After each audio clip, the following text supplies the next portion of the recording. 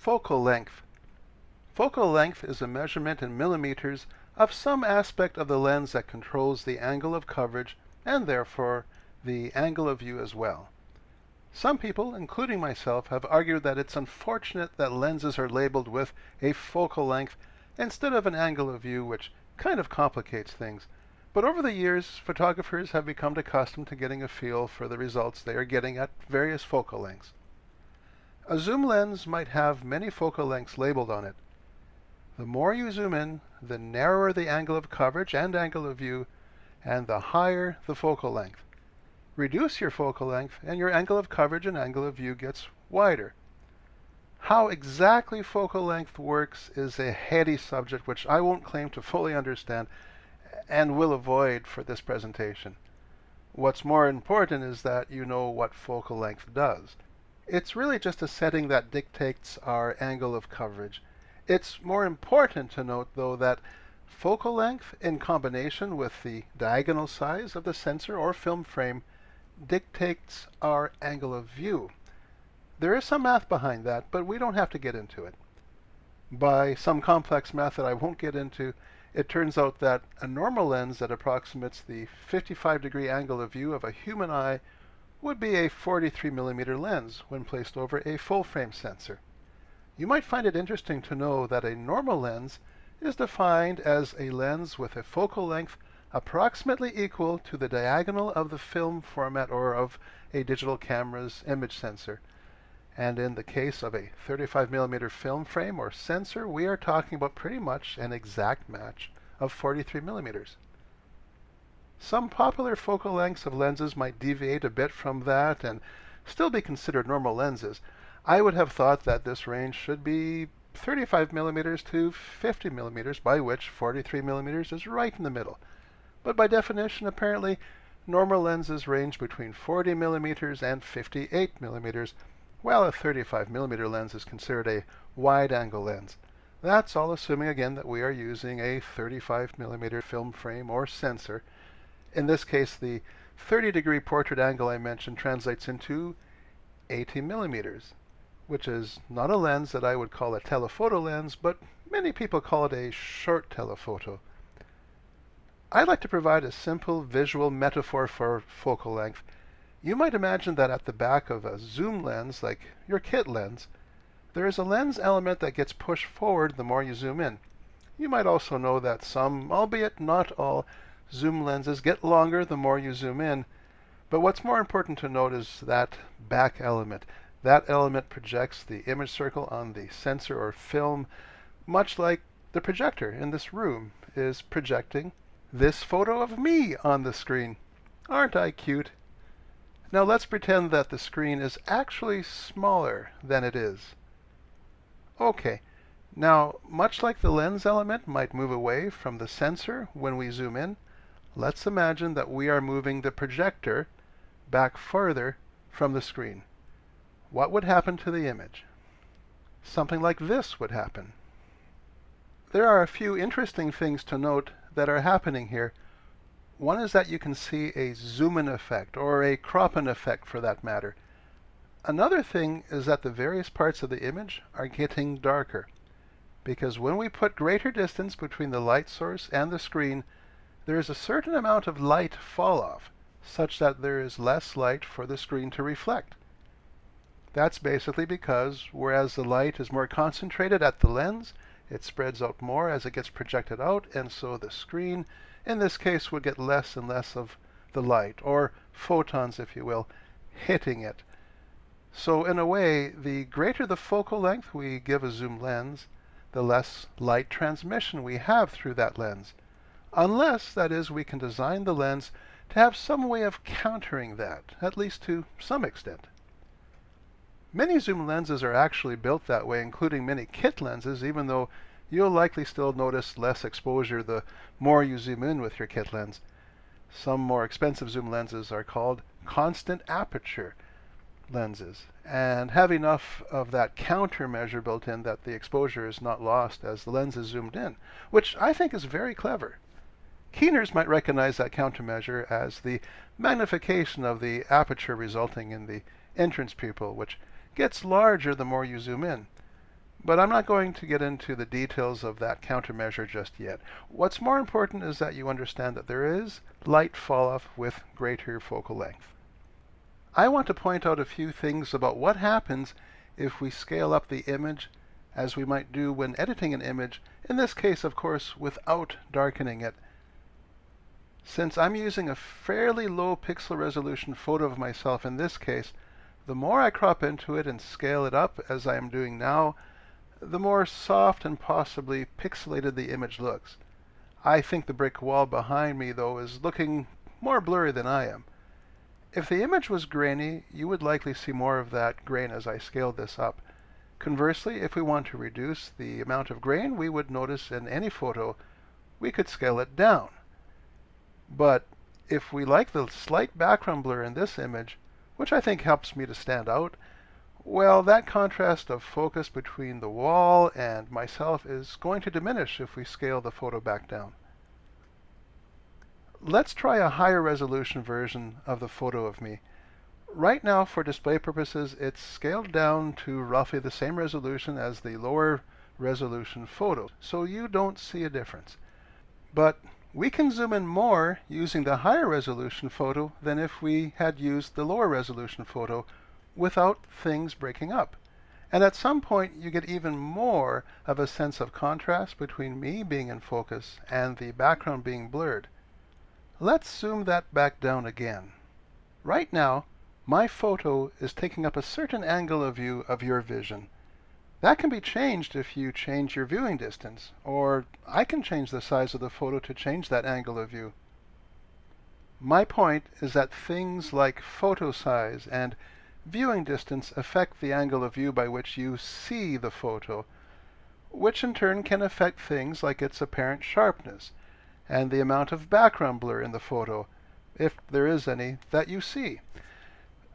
Keep that in mind, because often I will be talking about how we can adjust a camera to make a background appear either more or less in focus. But that assumes that when you are observing the change, that for the most part, the visual angle of view is being maintained, not being changed. One thing you can do to add a sense of greater background blur using a camera with a zoom lens is to simply zoom in. Usually this will make an out-of-focus background go even more out of focus. Even if the background did not go more out of focus, the magnification into the already blurry background alone will give you that greater sense of background blur, as I showed you before and am doing again now. By the way, just a quick aside, you might have heard that a sensor with a higher resolution than another sensor of the same size could create a grainier photo, somehow due to it having smaller on-sensor pixels. Some people claim that the greater pixel density often results in more grain, or grainier photos.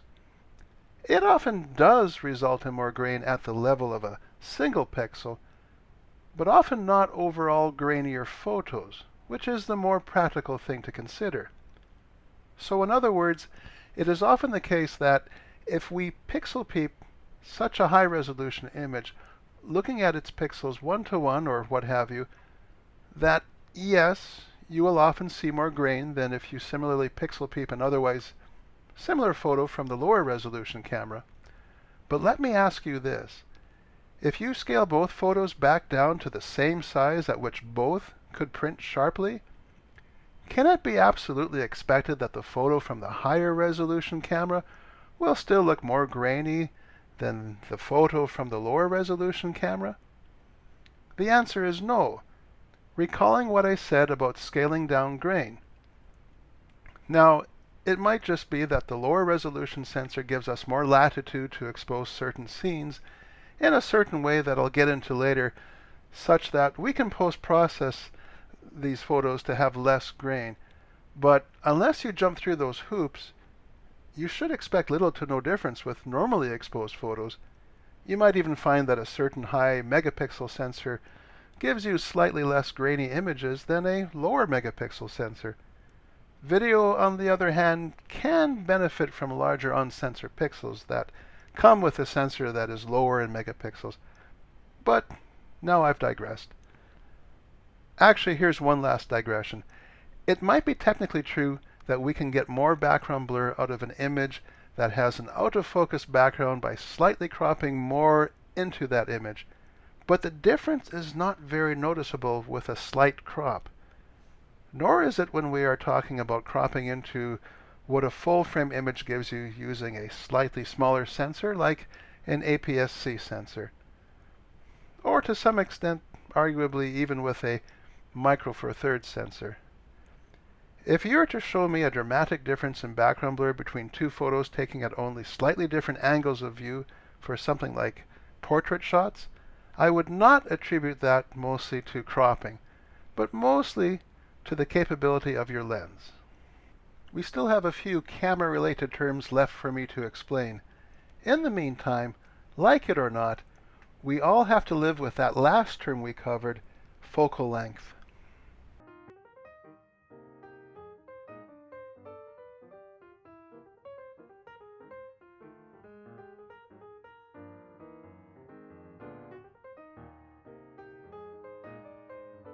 F-stop.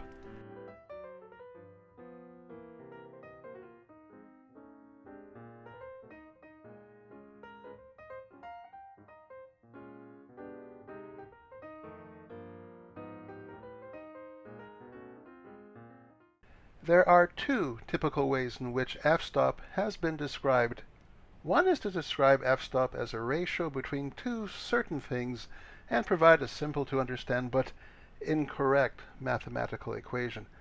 The other way is to give the correct equation, which can be a little confusing, and then get into a more involved discussion of what that equation actually means. But for now, I'm not going to do either of these things. Instead, let me just say first that f-stop, most simply put, is a measurement of how much light is being allowed to transmit through a lens. You can control the f-stop of your lens. It might seem odd to you if you are not used to f-stops, but the lower you make your f-stop number, the more light you are allowing to be transmitted through the lens. You might even find that to be confusing and frustrating. Don't worry, you would not have been the first person. The lowest achievable f-stop setting of one lens might not be as low as that of another, more light transmissive lens. The control that you use to set the f-stop of your lens can be called an aperture control, as it actually controls the size of a hole, which is also called the aperture, and which I am sure you will understand lets more light in with the larger it is made to be. You might know that your camera has a second way to regulate how much light gets into the camera, the shutter. The aperture is not normally made to work as a shutter mechanism might, as the aperture usually cannot close completely down. Another interesting thing about the aperture hole is that when it is made larger, it can create an effect that you may or may not want, which is to throw the background behind an in-focus subject more out of focus than it was previously. This is accomplished for technical reasons that I see no reason to get into just yet. Also, besides the size of the aperture, it's important to note that there are a few other things that factor into how light transmissive the lens is, such as the light fall-off through focal length that I mentioned, and the f-stop does account for that factor. I don't think it's important for us to get into any more detail about that right now, though. The use of f-stop is popular amongst photographers and videographers and lenses the world over. A more accurate measurement of potential light transmission through a lens, mind you, is called the t-stop. But that's more in the domain of professional level digital cinema, which is less of a concern for us here. When we speak of our aperture control, we are actually speaking of our f-stop control. To open the aperture, you have to adjust your f-stop number that your aperture setting is set to a lower number, such that, say, f-stop f1.4 allows the aperture to let in more light than f2.8, which I know seems like a counterintuitive inverse relationship. But if you really get into this stuff, you'll find that it's hard to think of a better way. keeners might recognize that f1.4 and f2.8 are actually 2 stops apart, and each would be 1 stop from f2.0. To get the next f-stop starting with any f-stop such as f1.4, you would multiply by the square root of 2, or approximately 1.4, which in our example gives you f2.0. To get 2 stops up, just multiply by 2. f1.4 times 2 equals f2.8. One thing that can be confusing is that sometimes f-stop is referred to as aperture, even though we might also use that term aperture to mean the aperture hole. Due to the light falloff that I mentioned that comes with higher focal lengths, typically the higher a focal length that a lens has, the less you can expect its lowest f-stop to be. That's a significant trade-off of the ability of a lens to zoom in. Depth of field. Depth of field, or as I sometimes like to call it, the depth of the apparently in-focus field in front of the lens, contributes to allowing you to either have everything in your scene that is closest to and furthest from your camera appear to be in focus, or to have only a small part of your scene appear to be in focus. Depth of field is a tool that can be used to create background blur, but technically how much background blur we get does not depend just on how much depth of field we might have. How close or far the apparently in-focus field is from the camera is, for instance, a large contributing factor. Perhaps we can get a visual sense of depth of field without getting too heavy into the technical hows and whys of it. For a brief description of depth of field, I'll hand that over to YouTube photo educator Gerald Undone. What is depth of field, or DOF? Well, depth of field is a range of distances around a specific plane of focus that are also acceptably in focus. Now, we say acceptably in focus because only that specific plane is truly in focus, but the range around it that is sharp enough to seem reasonably in focus, or where you can't really tell the difference, is what comprises your depth of field. And this range is formed in front and behind of the subject. And if you have a lot of it, your field is deep, and if you don't have a lot of it, your field is shallow. How much of our visual angle of view that an image of a scene takes up affects the depth of field of that scene? Parts of the opposite ends of this ruler, for instance, appear to be out of focus. If we scale the ruler down, the measurement of the middle portion that appears to be in focus is expanded. If we scale the opposite way, we might say that the depth of field gets shallower with the increasing magnification.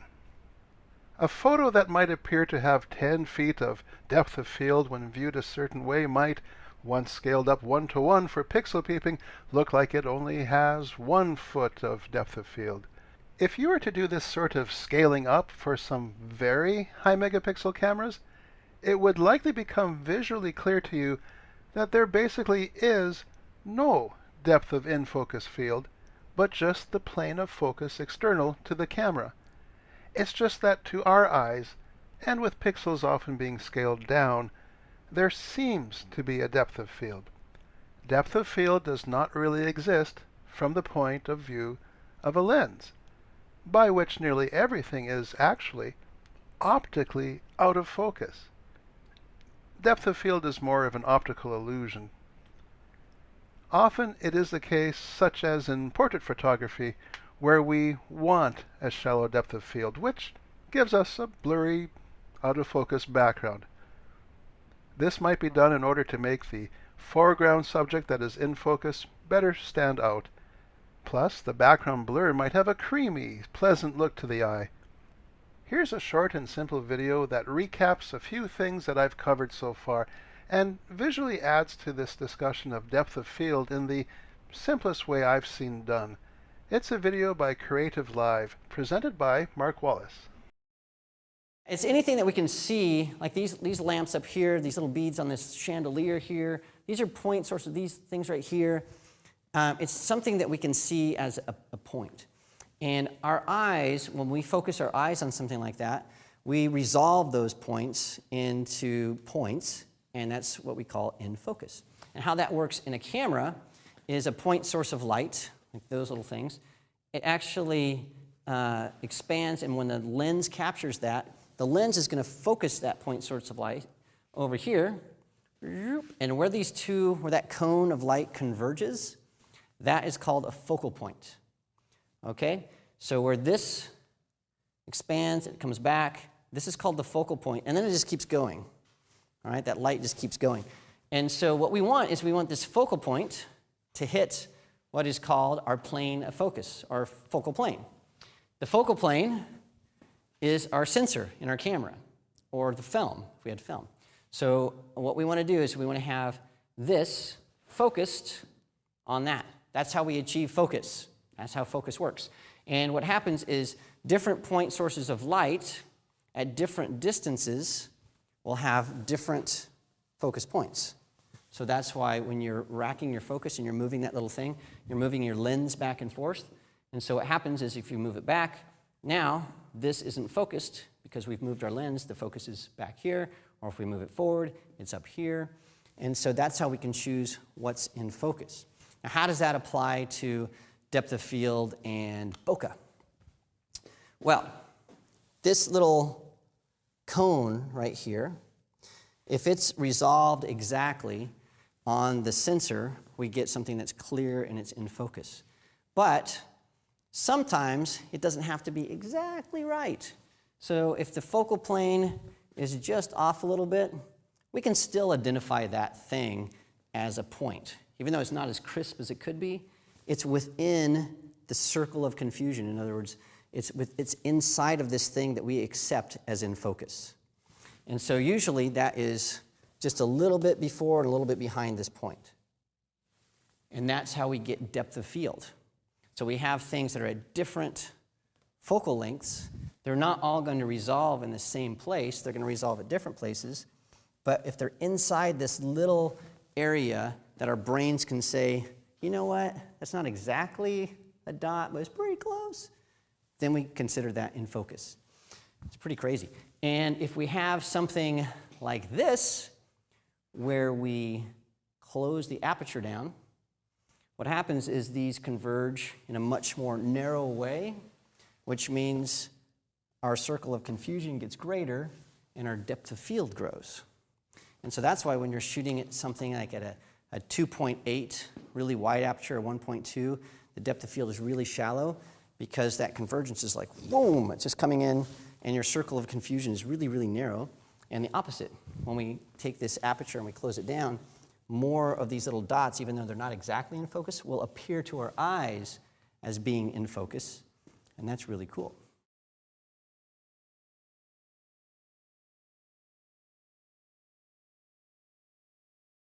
ISO. Unsightly grain is such an important problem, and what we call ISO is so intertwined with it that I have to mention it now. Digital photo cameras have a control that you might already know of, which is called ISO, although some people call it ISO. You can dial up your ISO to make your image look brighter, which can be handy in low-light situations. There is a trade-off here, though, that you might recall I mentioned before. For reasons I will get into soon enough, boosting the ISO introduces grain into the image, especially in darker areas and in homogeneously colored areas like a bright blue sky.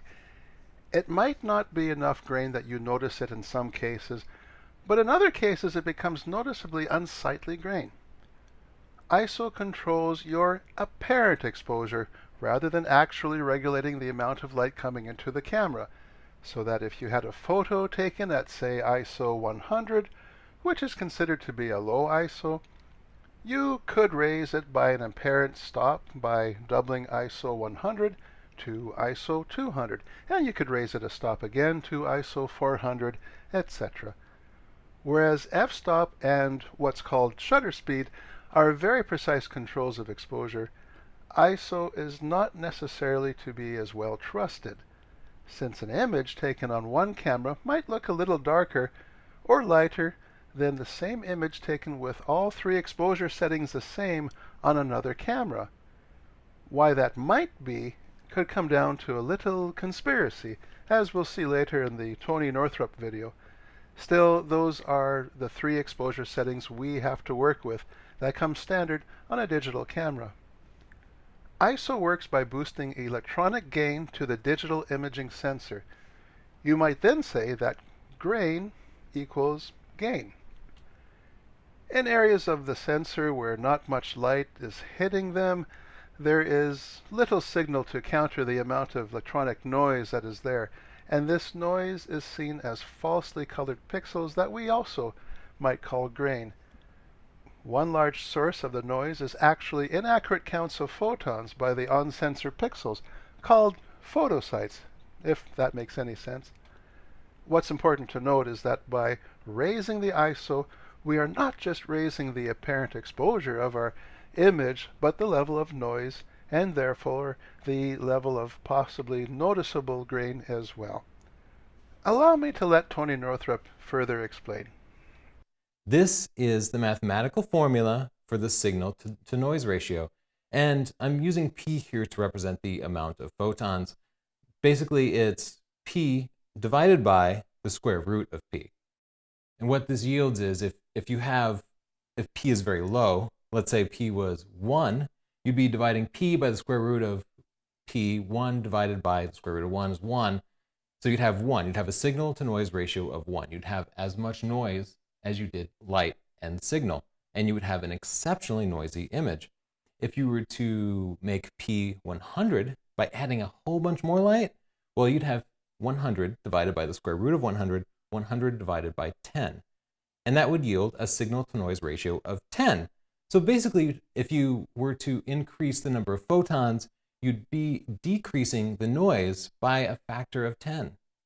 That's great, right? That means the more light we get, the cleaner our images are going to be.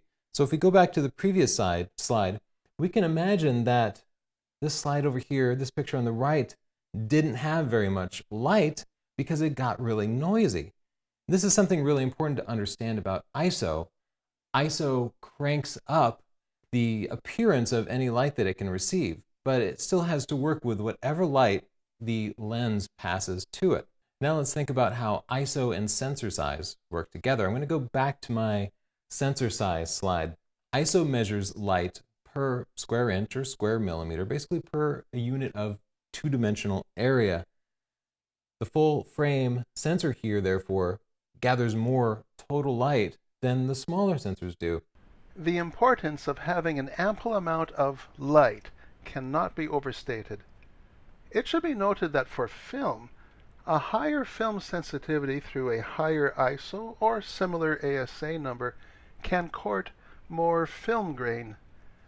Keeners might understand that boosting the ISO is a bit like changing the numbers of photons that a photosite might count, so that if at ISO 100 your camera recorded 1,000 photons hitting a photosite, doubling the ISO to 200 would double the count to 2,000, and doubling the ISO effectively a stop up again to 400 would give you 4,000 photons, etc. Again, we're boosting both the signal and the apparent noise.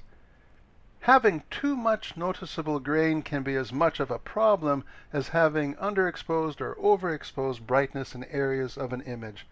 Fortunately, though, there are a number of things that can mitigate how much grain we see in a final image, and one rather notable such thing is the amount of light-sensitive surface area of a film frame, or the size and active surface area of the sensor, as Tony more or less pointed out, that in either case is actually gathering and recording light to make an image. That concludes our overview of technical camera-related terms. Before I get into that video from Tony Northrup that I mentioned, let me ask you a question. Can you tell how well someone can walk by looking at just one of that person's legs? No, you need to see how both work together. A camera system, in a sense, has two legs that have to be considered together instead of apart as well. One leg is the camera's film frame or imaging sensor, and the other is the camera system's lens.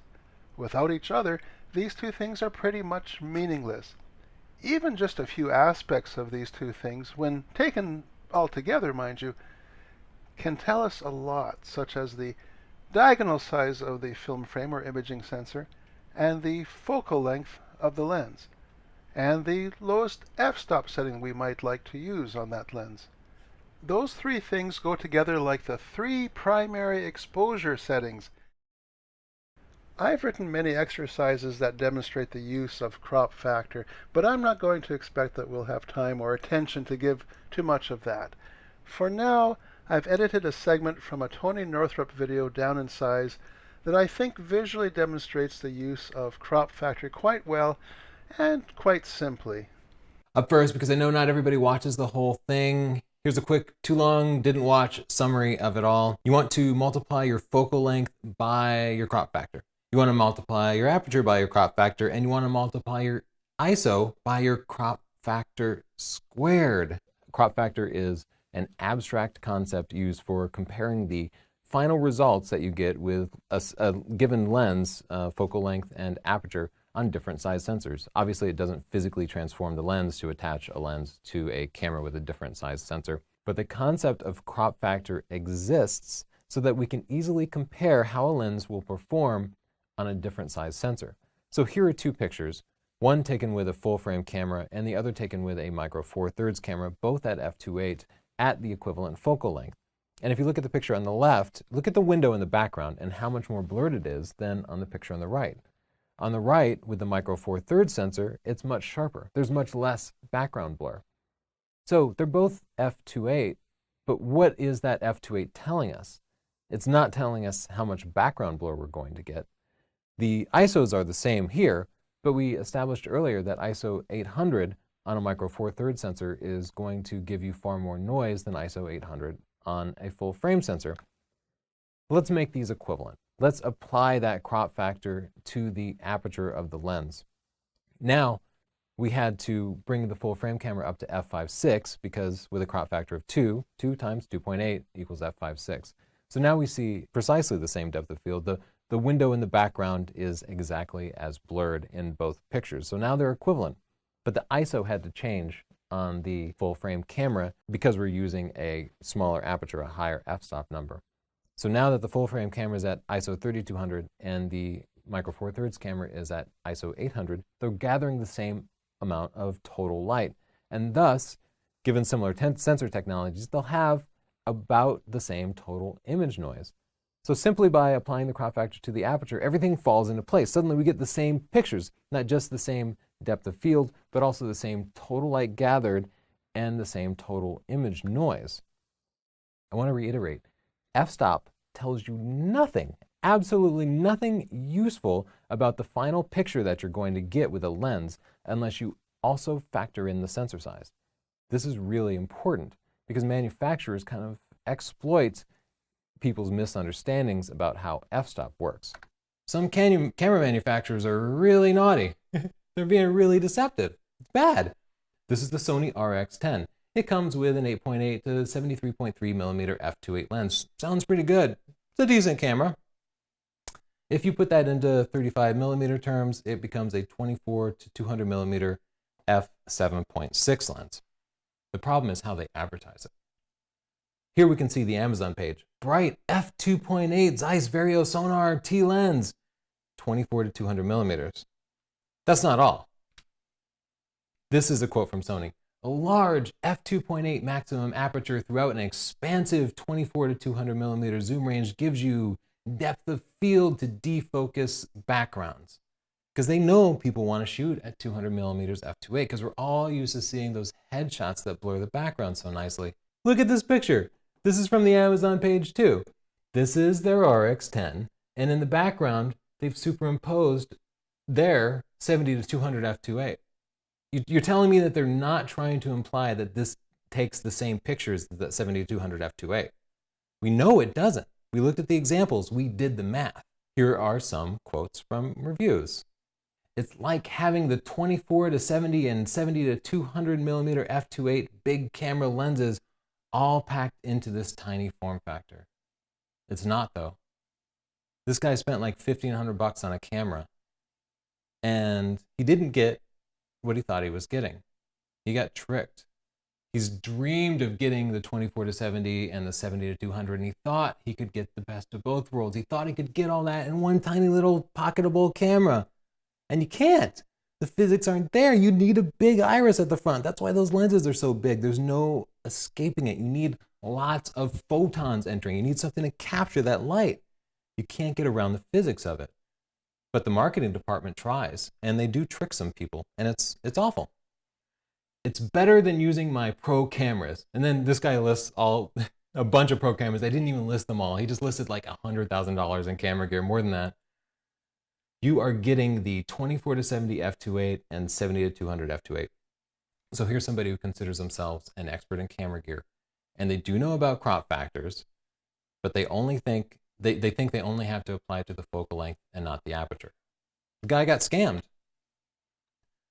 I bought it for the f2.8 f-stop throughout the 24-200 zoom range. But if you convert the focal length and not the aperture, you break math. Panasonic FC200 comes with a 4.5 to 108 millimeter f2.8. Well, it's like a 20 times zoom, right? Look at the way they market on the lens itself. f2.8, 25 to 600 millimeters. Do you know how big a 600 millimeter f2.8 lens would be? It would be 15, 20 pounds. it would be massive. Actually, if you want to put it in 35 millimeter terms, it is a 25 to 600 millimeter f16. So try getting your sports shots at 600 millimeters and f16, because f16 isn't letting in enough light to freeze the action. Even at a high ISO, it's just not going to work. Nobody shoots sports at f16. Nobody shoots wildlife at f16. You just cannot get enough light. Therefore, they're cheating people. People who want a 600 millimeter f2.8, they're not going to be happy with their pictures. And here's the bigger impact. Sure, Panasonic has their money. So good work, Panasonic, but you've killed somebody's love for photography, because they're going to go out and try to take those wildlife and sports pictures, and they're not going to get the results that they've seen. Fuji.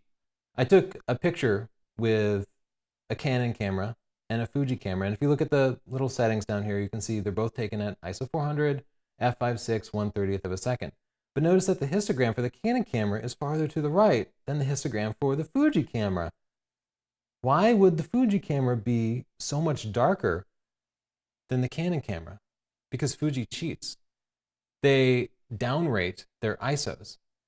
Therefore, ISO 115 on your Canon camera comes up as about ISO 200 on your Fuji. This means that at ISO 100, your Fuji is going to have to keep the shutter open for longer than your Canon camera would, even at the same aperture and the same ISO. You know what's going on, right? The Fuji is just gathering more light. It needs that light to make clean images. So they cheat the ISO a bit to trick you into giving it more light. And therefore, if you compare its ISO performance at ISO 100 to any other camera at ISO 100, the Fuji is going to be cleaner because it's gathering more light. But it's not doing it by physically gathering more light. It's doing it by lying to you about what a given ISO is. Is that a lie? Are manufacturers lying to us? I mean, maybe not technically. Here's what it's like. If a car manufacturer told you that their car did 0 to 60 in 2 seconds, but they didn't tell you that they were talking about kilometers per hour instead of miles per hour. Technically, they're giving you an accurate physical f-stop number, but they're not pairing it with the physical focal length. If you want to talk about lenses in equivalent terms, fine. Apply the crop factor to both the focal length and the f-stop. If you want to talk about a lens in physical terms, fine. Don't apply the crop factor to either. But you cannot selectively apply the crop factor to one and not the other without deceiving yourself or somebody else about the power of the lens. So this is where I've decided to end my presentation, assuming I had time to even get this far. Thank you very much, everyone.